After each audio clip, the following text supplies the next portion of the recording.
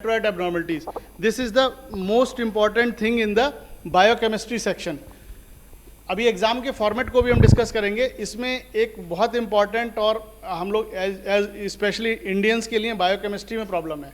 क्यों प्रॉब्लम है? क्योंकि बायोकेमिस्ट्री में जो पैटर्न रिकग्निशन है ना, वो थोड़ा सा मुश्किल होता है. कैलकुलेशंस भी होते हैं और यूजुअली जैसे डॉक्टर नितिन ने बताया कि हम लोग बस एसिडोसिस एल्कोलिसिस देख के छोड़ देते हैं, हम लोग उतना डीपर उसमें नहीं जाते हैं. तो वहाँ पे हमें दिक्कत होती है एग्जाम में, क्योंकि there are lot of values और उन वैल्यूज़ से कोई एक पैटर्न निकाल के डायग्नोसिस बताना it's really difficult, specially in 50-60 seconds में.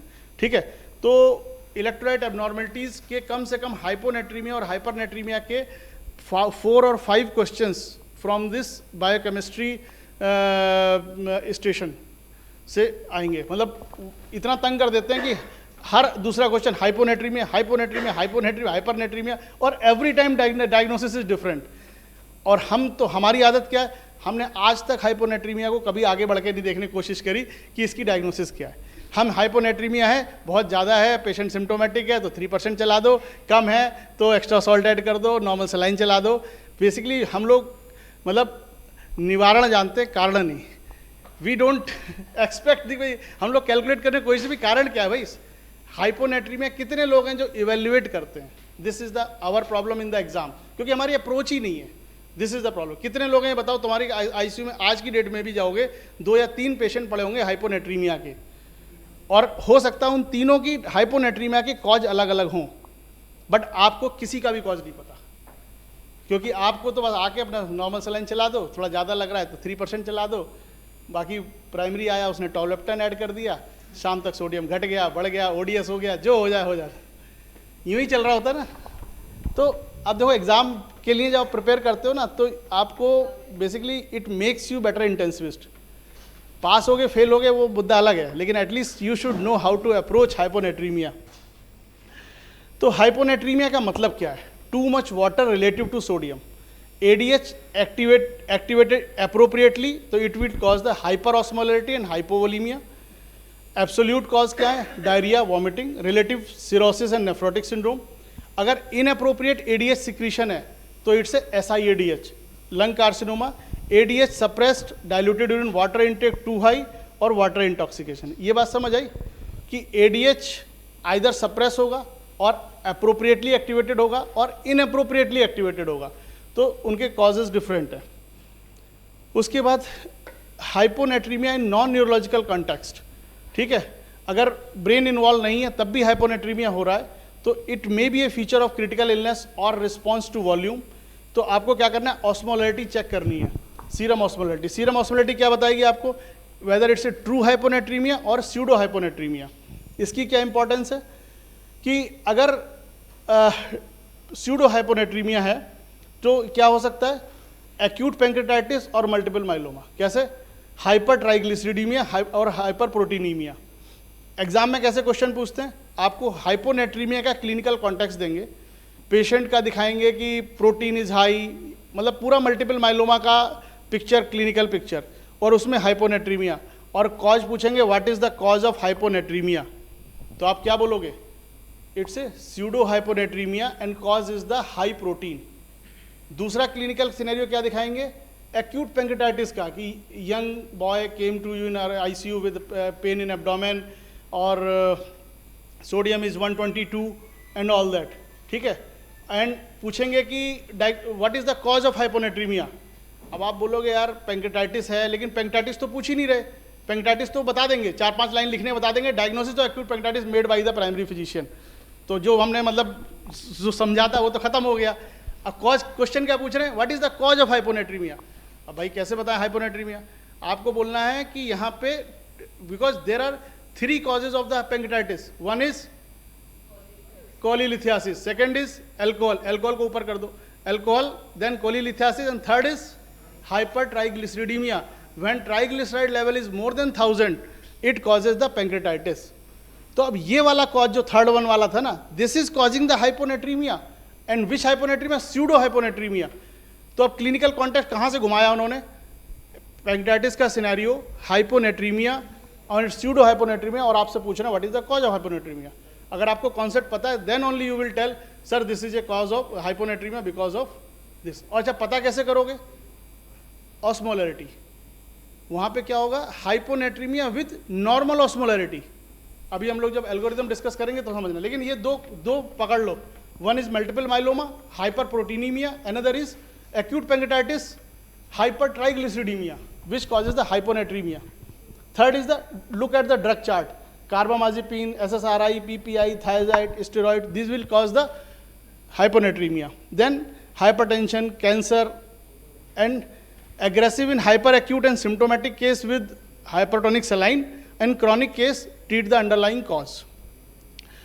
एक और क्लिनिकल सिनेरियो देते हैं, वो मैराथन रनर्स, ये क्या करते हैं, with in 24 hour of vigorous exercise, specially in female, because of excessive intake of hypotonic fluid during exercise, fluid restriction, treatment क्या है इसका, fluid restriction to correct dilutional hyponatremia, और अगर पेशेंट सीजर थ्रो कर देता है तो हाइपरटोनिक सलाइन। तो मैंने यहाँ पे 3 या 4 क्लिनिकल सिनेरियो बताए जो मतलब अनयूजुअल हैं, like marathon runners came with in 24 hour, कि वो हिस्ट्री देगा कि फीमेल पेशेंट मैराथन रनर, और आज मॉर्निंग में पेशेंट ने मैराथन दौड़ लगाई और शाम को आपकी आईसीयू में आ गई with the hyponatremia, seizure throw कर दिया, ठीक है। तो आपको क्या सोचना है, it's a dilutional hyponatremia because of the excessive hypotonic fluid during the exercise, vigorous exercise. तो ये तीसरा सिनेरियो है, ठीक है, इस तरह से। अब हम बात करते हैं हाइपोनेट्रीमिया की। ये टेबल आपने बहुत कॉमनली देखी होगी, है ना, वाशिंगटन मैनुअल की ये टेबल है, बट इसमें क्या है, देयर आर 4 वैल्यूज। आप ध्यान से देखो तो सबसे पहले सीरम सोडियम, सीरम सोडियम क्या बताता है आपको, हाइपोनेट्रीमिया है या नहीं है भाई, it's a less than 135, more than 135, और बिटवीन द 135 टू 145। इस एक वैल्यू से आपको सिर्फ इतना पता लगा हाइपोनेट्रीमिया है या हाइपरनेट्रीमिया है या नॉर्मल है। इस वैल्यू की इंपॉर्टेंस खत्म हो जाती है यहीं पे। सेकेंड वैल्यू ऑस्मोलरिटी, तो मैं किन 4 वैल्यूज की बात कर रहा हूँ, serum sodium, serum osmolarity, urinary sodium, urine osmolarity. ये 4 वैल्यूज की क्लिनिकल इंपॉर्टेंस क्या है to understand the cause of hyponatraemia.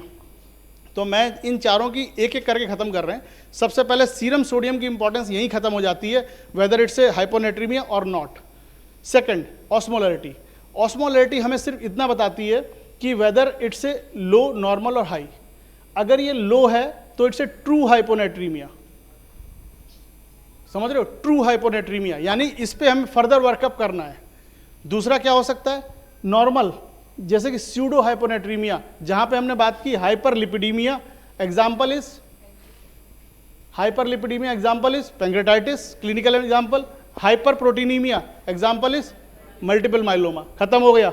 उसके बाद एलिवेटेड, एलिवेटेड का मतलब ऑस्मोलरिटी ज्यादा है, तो यहाँ पे क्या है, हाइपरग्लाइसीमिया और हाइपरटोनिक इन्फ्यूजन लाइक मैनिटॉल और ग्लाइसिन। अब tell me if sugar is 600 तो एंड सोडियम इज 122, तो what is the corrected sodium, कैसे, एवरी राइज इन 100, हाँ, तो कितना बताया मैंने, 600, 600 में से 100 माइनस करो, 500, 100 पे 1.6, तो 1.6 इंटू 5, 8, 122 प्लस 8, 130। अब सोच के देखो कि अगर कोई 122 है, चलो 130 भी थोड़ा लोअर साइड में है, अगर ये 126 या 127 होता तो इस पे बहुत से लोग करेक्ट करने लगते। तो you need not to correct, you have to check sugars also. तो what is the corrected sodium for glycemic level, क्या करना है, जो भी ग्लाइसेमिक लेवल है उसमें से 100 माइनस करना है, जो रेस्ट ऑफ द अमाउंट है उसमें एवरी 100 को 1.6 से मल्टीप्लाई करना है, then you have to increase. Suppose 122 is there, तो आपने 8 ऐड कर दिया, नाउ 130। अब 130 पे डिसाइड करो whether you want to correct it और नॉट, ये आपकी कॉल है, ठीक है। तो हाइपरग्लाइसीमिया, ये समझ आ गया। तो यानी कि अगर सीरम ऑस्मोलरिटी का रोल यहीं पे खत्म हो जाता है, ठीक है। उसके बाद आता है वॉल्यूम स्टेटस। अब ये दुनिया का सबसे मुश्किल सवाल है, किसी भी पेशेंट को जो सामने लेटा हुआ है इसका वॉल्यूम असेस करना, क्योंकि हो सकता है कि मैं आप 3 लोग खड़े हों, एक कहे हाइपोवोलीमिया, एक कहे यूवोलीमिया, एक कहे हाइपरवोलीमिया, है ये लड़ाई का सब्जेक्ट। अब बात आती है, चलो ये आईसीयू में तो लड़ाई लड़ते रहो, कोई बात नहीं, सुबह से शाम तक कोई टाइम ही टाइम है ना।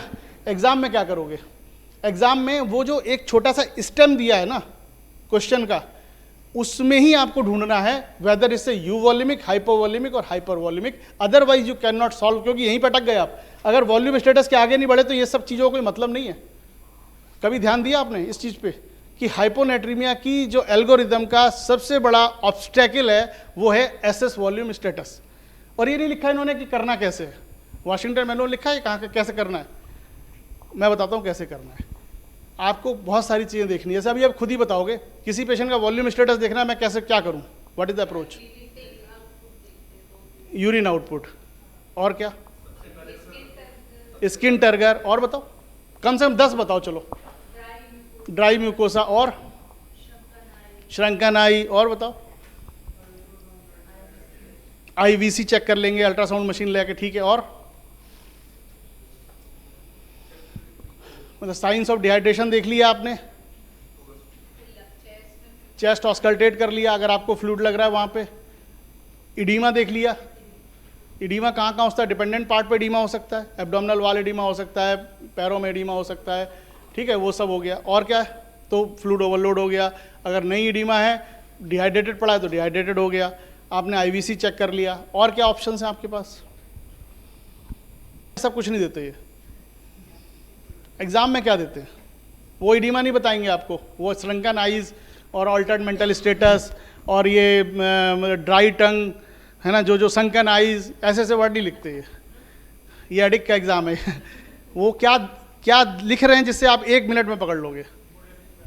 हीमोडायनेमिक पैरामीटर्स में क्या बेटा? मान लेते हैं वो भी। अब एसवीवी पीपीवी वैल्यू कब इंपॉर्टेंट होती है? जब पेशेंट सिडेटेड एंड पैरालाइज्ड हो। वो जिस पेशेंट की बात कर रहे हैं वो हंसता खेलता पेशेंट है। इंपॉर्टेंट एग्जाम में निकालने के लिए सबसे इंपॉर्टेंट है लैब वैल्यूज। आप हीमोग्लोबिन और हेमाटोक्रिट पे फोकस करो, आप यूरिया क्रेटिनिन पे फोकस करो, और बहुत अगर वो रहम दिल हुए तो यूरिन आउटपुट दे देंगे। समझ रहे हो? रहम दिल हुए तो यूरिन आउटपुट दे देंगे, लेस देन 30 ml पर केजी, तो वहां पकड़ लोगे आप। तो आपको क्या पकड़ना है? क्या पकड़ना है बताओ? हेमाटोक्रिट, दूसरा urea creatinine, BUN level, azotemia is the marker of the dehydration. ठीक है, तो ये वॉल्यूम स्टेटस असेस करना आपको क्लिनिकली भी आना चाहिए, आपकी आईसीयू में डे टू डे काम में आएगा, और एग्जाम में तो ये बहुत काम आएगा, क्योंकि उसके बिना आप ये डिसाइड ही नहीं कर पाओगे। चलो आगे बढ़ते हैं। आगे बढ़े तो हम पहुंचे, चलो यहाँ तक पल गए, तो हम तीनों ने डिसाइड कर लिया whether it's a hypovolaemic, you volaemic और हाइपरवॉल्यूमिक। अब सबसे पहले हम यू वॉल्यूमिक में आ जाते हैं। यहाँ पे एक तीसरी जो वैल्यू मैंने बताई थी, यूरिन ऑस्मोलैरिटी। यूरिन ऑस्मोलैरिटी की सिर्फ इतनी वैल्यू है कि लेस देन 100 मोर देन 100। इस लाइन को नोट कर लो, बहुत तुम्हारे एग्जाम में काम आएगी। यूरिन ऑस्मोलैरिटी लेस देन 100 मोर देन 100। इसका क्या मतलब है? अगर मोर देन 100 है तो इसकी कोई क्लिनिकल इंपॉर्टेंस नहीं है। लोग इसमें बड़ी पीएचडी करते हैं, 250 है, 250 से कम है, 250 से ज़्यादा है, इसका कोई मतलब नहीं है। बात समझ आ रही है? यूरिन ऑस्मोलैरिटी लेस देन 100 है तो ये क्या बता रही है ना, और मोर देन 100 है। Psychogenic polydipsia, water intoxication syndrome, ये हैं लेस देन 100 के, और मोर देन 100 में इसने SIADH लिखा है, लेकिन मैं बताऊं SIADH क्या, कोई भी कॉज आप डिस्कस कर लो वहाँ मोर देन 100 ही होगा। यानी कि इस वैल्यू के कन्फ्यूजन में मत आना। जब भी आप एग्जाम में यूरिन ऑस्मोलैरिटी फोकस करो तो सिर्फ इतना देखना 100 से कम है, 100 से ज़्यादा है, 100 से कम है तो साइकोजेनिक पॉलीडिप्सिया, 100 से ज़्यादा है तो कुछ नहीं, कोई डायग्नोसिस नहीं बन रही। वहाँ रुक जाना है, समझ रहे हो? Don't try to make a diagnosis from the urine osmolarity more than 100। अगला चलो, beer potomania, hypothyroidism, cortisol deficiency, ये सब यू वॉल्यूमिक के कॉजेज हैं। डब्बे को ऐसे के ऐसी रट लो। उसके बाद हाइपोवॉल्यूमिक में सिर्फ आपको इतना देखना है, लास्ट वैल्यू जो मैंने बताई थी दैट इज यूरिनरी सोडियम। ठीक है, तो यूरिनरी सोडियम क्या बताएगा? इट्स ए रीनल और एक्स्ट्रा रीनल। अगर यूरिनरी सोडियम मोर देन 20 तो इट्स ए रीनल, और इट्स ए लेस देन 20 और less than 15 it's a non renal या एक्स्ट्रा रीनल लाइक GI। ठीक है, और हाइपर वॉल्यूमिक फ्लूइड है तो congestive heart failure, cirrhosis, nephrotic syndrome. इस एल्गोरिदम में देयर आर 4 थिंग्स। क्या? सीरम ऑस्मोलैरिटी, उसका रोल सिर्फ इतना है कि हाइपोनेट्रीमिया है या नहीं। दूसरा, सीरम ऑस्मोलैरिटी, इसका रोल ये है इसे ट्रू हाइपोनेट्रीमिया और स्यूडो हाइपोनेट्रीमिया और हाइपरटोनिक हाइपोनेट्रीमिया। अगर ट्रू हाइपोनेट्रीमिया है तो हमें फर्दर वर्कअप करना है, और नहीं तो यहीं पे कहानी खत्म हो जाती है। ठीक है, क्या कि अगर स्यूडो हाइपोनेट्रीमिया है तो मे बी हाई प्रोटीन और हाई लिपिड, और अगर हाइपरटोनिक है तो कुछ एक्सोजिनस बाहर से कुछ मिला है, जैसे कि हाई ग्लूकोज और हाई मैनिटॉल और सम ग्लाइसिन। ओके, अब दो वैल्यूज खत्म हो गई हमारी, सीरम ऑस्मोलैरिटी और serum sodium. Then third is urinary osmolarity. Urinary osmolarity less than 100, psychogenic polydipsia, water intoxication syndrome. अगर मोर देन 100 है तो कोई मतलब नहीं। ठीक है, कोई भी डायग्नोसिस हो सकती है। उसके बाद अगर fourth one is the urinary sodium, renal और एक्स्ट्रा रीनल। ये एल्गोरिदम खत्म। इसको ऐसे ही दिमाग में बिठा लो, बिकॉज और कोई और तरीका नहीं है इसको एग्जाम में क्वेश्चन क्रैक करने का। वहाँ पे इतना कन्फ्यूजन होता है, वो लॉट ऑफ वैल्यूज़ दे देते हैं, यूरिनरी सोडियम 250 और ये यूरिनरी सोडियम 40 या 50 वाट एवर, और यूरिन ऑस्मोलैरिटी 250। अब आप उलझ के रह जाते हो, आपको कुछ समझ नहीं आता। एक एक चीज क्लियर करते चलो, 4 वैल्यूज, चार इंपॉर्टेंस खत्म। हाइपोनेट्री समझ आ गया। अभी हम लोग क्वेश्चन करेंगे तो आपको ज़्यादा अच्छा समझ आएगा इसकी क्लिनिकल रेलिवेंस क्या है। अब आप $1 मिलियन क्वेश्चन, SIADH और CSW इन्होंने खून पी रखा है ना, कि भाई ये है क्या, ये है ना। और तो और तीसरा एक DI और है, ये तीनों इकट्ठे आ जाते हैं। अब समझ में नहीं आती कि SIADH है कि DI है कि CSW है ना।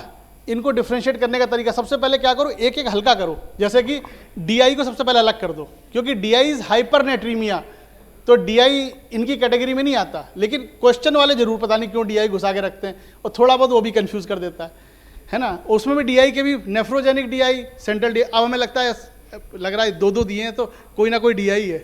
तो DI और इनकी कहानी को हाइपो और हाइपरनेट्रीमिया से अलग कर दो, तो DI तो आपके सीन से आउट हो गए, चाहे वो क्रेनियल हो चाहे वो नेफ्रोजेनिक हो, बात खत्म। अब बचे तुम्हारे ये दोनों, इन दोनों के लिए बहुत सारी वैल्यूज दी हैं, देख रहे हो, 280 लेस देन 40 OT कुछ भी दिया है। ये सारी वैल्यूज वेस्ट हैं। यू एक लाइन लिख लो, you can not differentiate between the CSW and SIADH on the basis of these 4 values. बात समझ गए? Only and only one thing is there, that is volume status. और वॉल्यूम स्टेटस ना हम क्लिनिकली देख पाते, ना हम एग्जाम में देख पाते। सोचो, तो इसीलिए CSW और SIADH का क्वेश्चन हमेशा 50% चांस है जबकि गलती के, दोनों में तुक्का भी मारोगे तब भी गलत होता है। आप बताओ क्या कह रहे हो? यूरिन वॉल्यूम, वो आ तो वही गया ना, वो तो डिहाइड्रेशन ही तो हो गया। अगर less than low urine volume meet output कम है तो नहीं, तो वही डिफरेंशिएटिंग फीचर है ना। वही तो बता रहा है कि वॉल्यूम स्टेटस के बेस पे ही आपको डिफरेंशिएट करना है, और कोई तरीका नहीं है। मैं इसको इसलिए एम्फसाइज कर रहा हूँ क्योंकि जो 4 वैल्यूज है ना, ये 4 वैल्यूज दे के वो ऐसा माहौल बनाते हैं कि इन 4 वैल्यूज में से ही आंसर निकलेगा, और इन चारों वैल्यूज से आंसर निकलेगा ही नहीं। तो don't waste your time looking these values. मैं ये कहना चाह रहा हूँ, एग्जाम में आप इन चारों के चक्कर में फंस गए ना, ये चारों आपको इतना उलझाएंगे कि आपका सवाल गलत करवा के रहेंगे तो समझ आ गई बात कि SIADH और CSW का आंसर निकलेगा कहाँ से? देखो यहाँ से निकलेगा, साइंस ऑफ डिहाइड्रेशन। ये दूसरा है ना, बाकी सब कंफ्यूज कर रहे हैं। तुम देखो, ये मैंने 135 less than 135, less than 280 less than 280, more than 40 more than 40, more than 200 more than 200, कैसे डिफ्रेंशिएट करोगे? और इसी में क्या करेंगे, थोड़ा थोड़ा घुमाते रहेंगे, किसी को 10 ऊपर कर देंगे, किसी को 10 नीचे कर देंगे, और आप कंफ्यूज।